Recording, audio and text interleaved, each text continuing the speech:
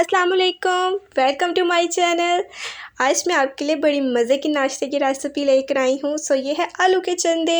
ये बड़े कोई मज़े के हैं और ये बड़ी मज़े की नाश्ते की रेसिपी आपसे सैटरडे संडे पराठे के साथ खाएंगे तो आप कहेंगे कि मैं क्या रेसिपी लेकर आई हूँ। ये बड़े मज़े के बनने वाले हैं। So let's start.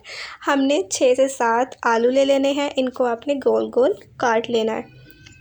आपने इसको ऐसे ही काट लेना है। देन आपने अपनी नॉन स्टिक में, अपनी किसी देश की में आपने हाफ़ कप घी डालना है।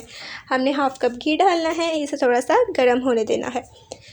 अगर आप मेरे चैनल पे न्यू हैं तो मेरे चैनल को सब्सक्राइब करें ताकि मैं आपके लिए इस तरह के मज़े मज़े की खाने की रेसिपीज़ लेकर आती रहूँ।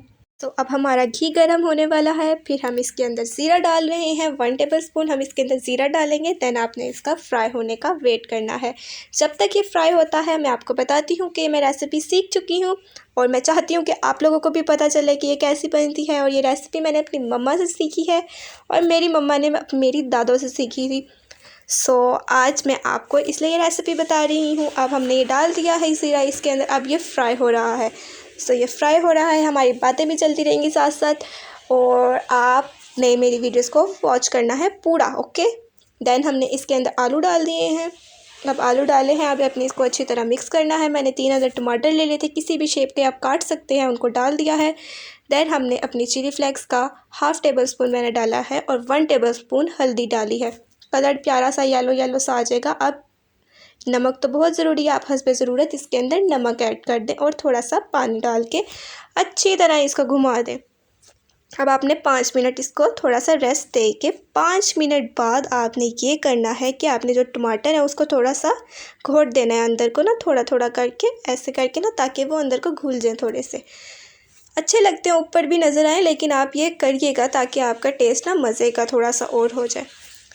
हमने ये काट दिया है। अब हम ये कर रहे हैं साथ साथ।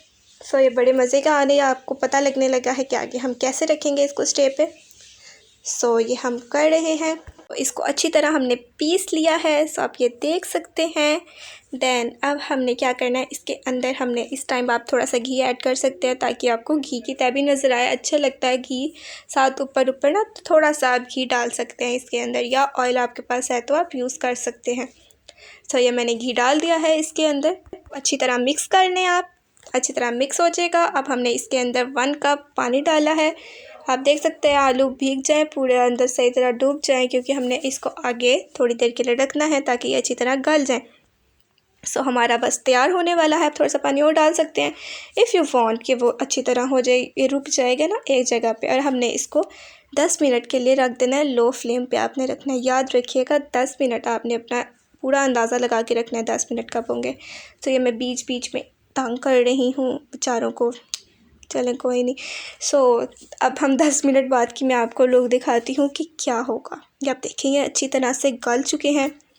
आपने इस आंच को अभी बंद ना कीजिएगा। इस मोमेंट पे जब आप चेक कर रहे हैं, आपने हरा धनिया और हरी मिर्चों को अच्छी तरह धो के, हरे धनिया को काट के आपने इसके ऊपर प्यारा सा छिड़क देना ताकि इसकी लुक बहुत प्यारी लगे। और ये हमारे पराठे जब तैयार हो जाए और डिश आउट हो जाए और साथ आप इसे जब सर्व करें तो सब लोगों को, आपकी सारी फैमिली को बहुत ज़्यादा पसंद आए। आपने इसको ज़रूर ट्राई करना है और मुझे फ़ीडबैक ज़रूर देना है। Thank you for watching my video. Thank you.